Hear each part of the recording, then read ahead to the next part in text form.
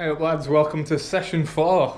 Today we've got bench press, another variation of bench press, deadlift, bent over row, and lat pull downs to finish with.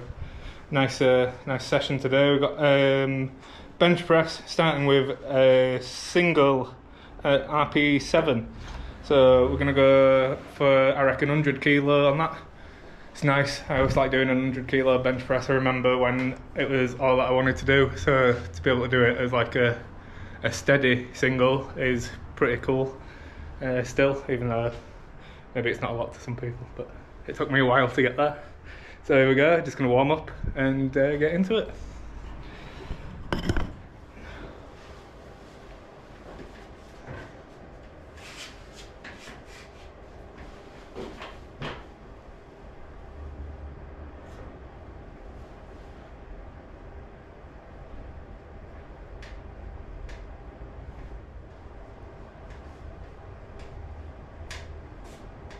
Ready for the 505. Was that in a suit? Yes. I've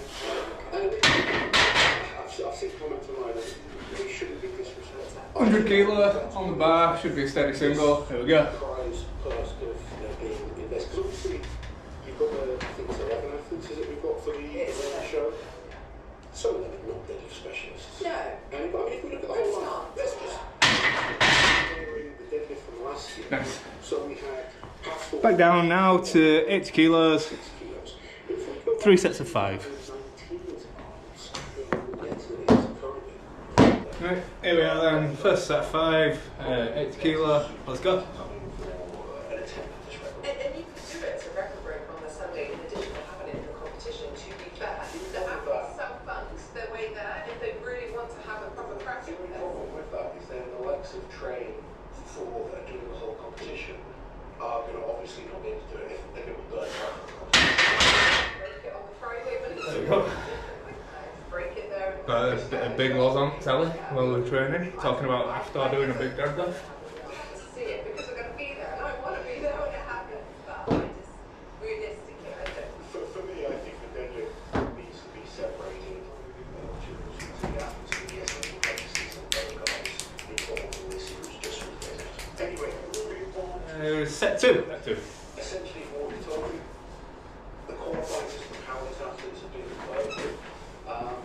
Events been released or not? No, do you want me to just rest? Let's do that. So the qualifying system is he's going to re-invite the top 5 from last year's competition. So in this case that's Mitchell Cooper, Thor Bjornsson, Lucas Mitchell and Austin Andrade. Those 5 are strict. So I recently stopped taking creatine. I had a blood test at the doctor that said either my kidneys fucked or you take creatine.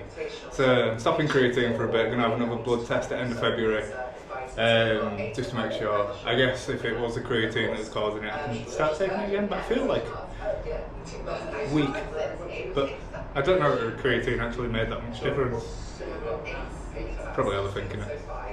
Probably just first week of programming and training properly since before Christmas. Well before Christmas, probably beginning of December, but whatever. Here's what it is. Let's do one more set. Here we are. So then at that point he's going to start looking at things like World Strongest Man results and international competitions, who's hitting international podiums and stuff like that. So I think Brian does a good job of getting the top guys on the show. do you know what? I've never looked at a Strongest Man on Earth short classic lineup and thought, why would you invite him? He gets it right every time. There we go. Next we have feet up bench press. RP7, 6 reps. We'll take the 10s off, do it at 60, see what that feels like for this one. I'll add some weight going forward if it feels a bit too easy. Austin at the short classic men's open.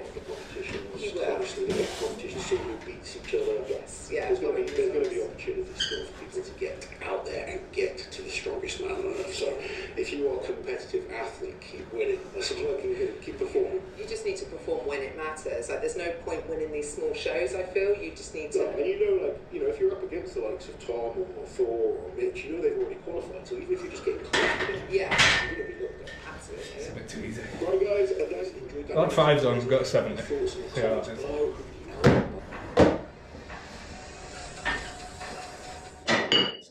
I'll run through a bit quickly, so set 2.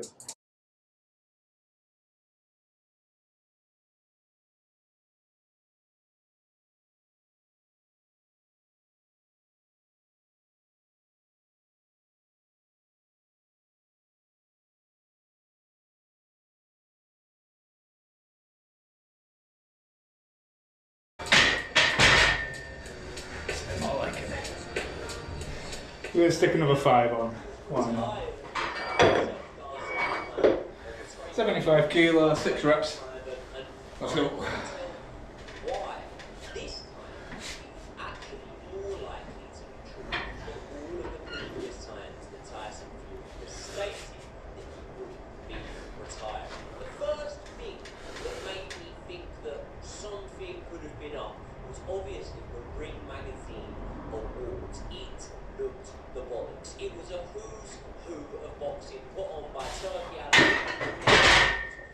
Yeah.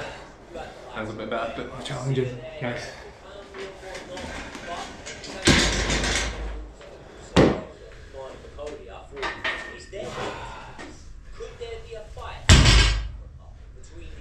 Right, we have a pause deadlift, 110 kilo, pause at 1 inch off the floor. Give that a go.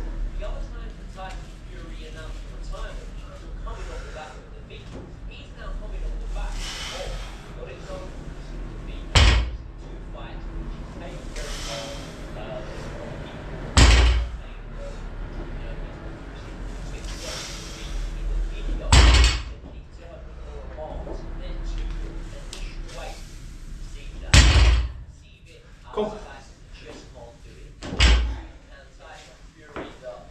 Right, set 2.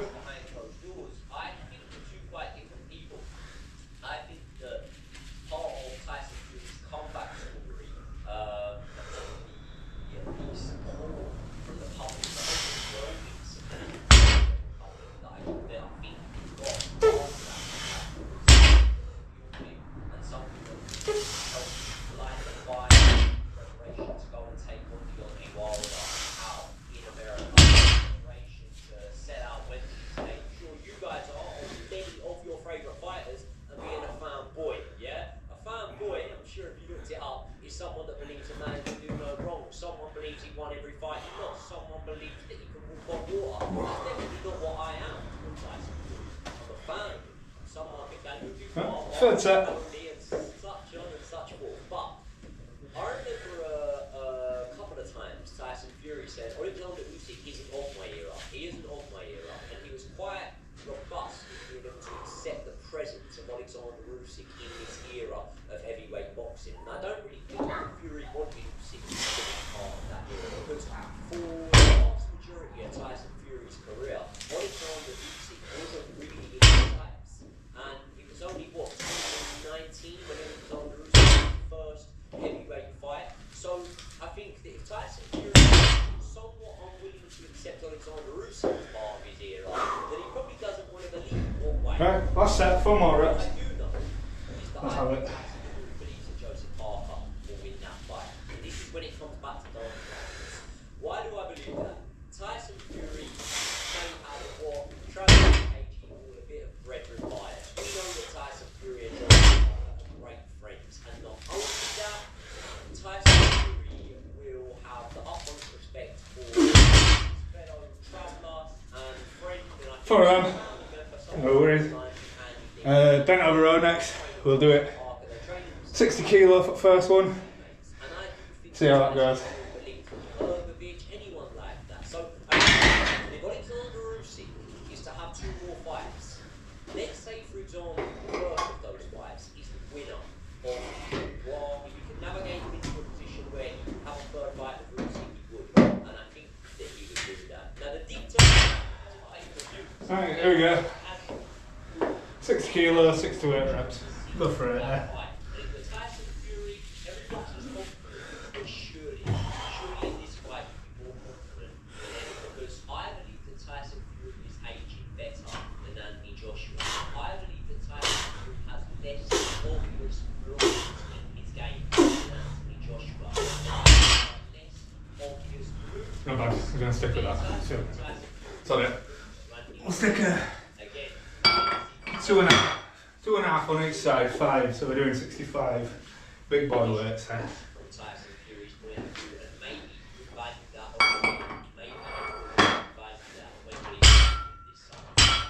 Right, 65, 6 to 8 reps.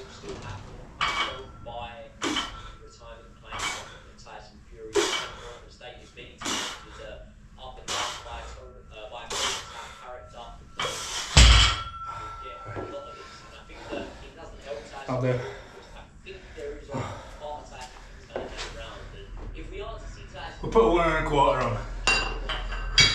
How's that? Tell my fucking body for feeling sick. Oh. They're about 100 Coke Zeros today, so don't feel like it's sitting good. Right, let's have 8 of these.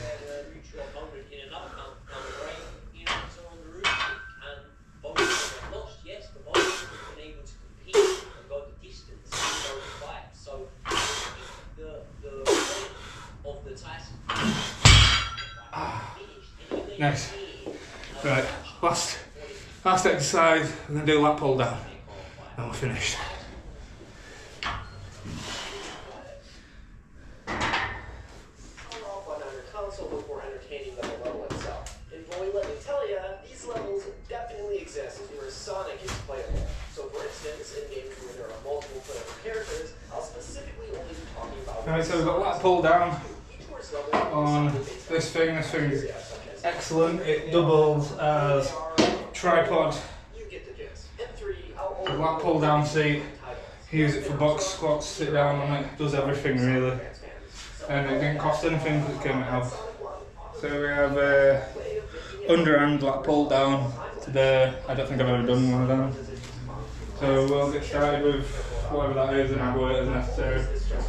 10 to 12 reps. But it makes avoiding the rampant amount of traps all the more frustrating. Lots of sharp things suddenly working on the walls of poke you or crush you, last second booby traps, all the fun stuff. And I found 90 absolutely terrible. Labyrinth Zone Act 2 has to have some of the most insufferable level design in all Sonic, and that's that. Sonic CD has to have some of the more questionable level design out of the series, and this is no more apparent than in Wacky Workbench Act 1. Wacky Workbench, in general, is probably one of the more confusing Sonic levels out there. Not so much in a sense of where do I go, but more so, why did they design it like this? It isn't even a difficult level, it's just painfully frustrating and unfun. Okay, that's way too easy, I'll add some weight.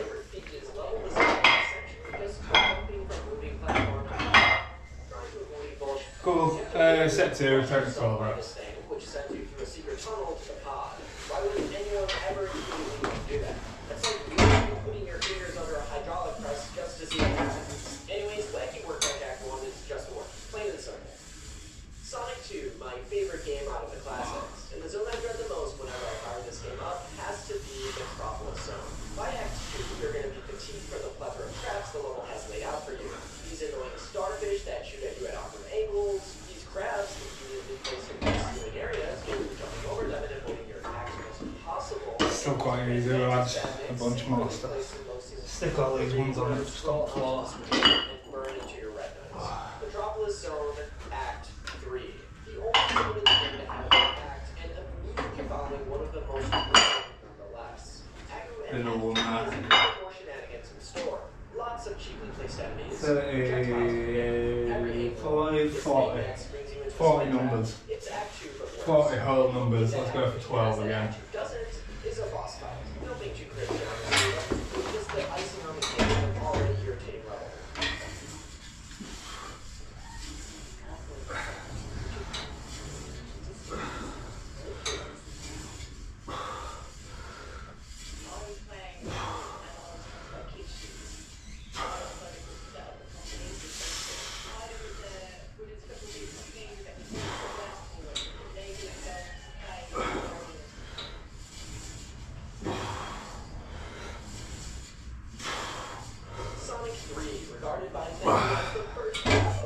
Not like it, we'll do another set of that in the online free program, that first set doesn't really count. Right, let's go, last set of this workout.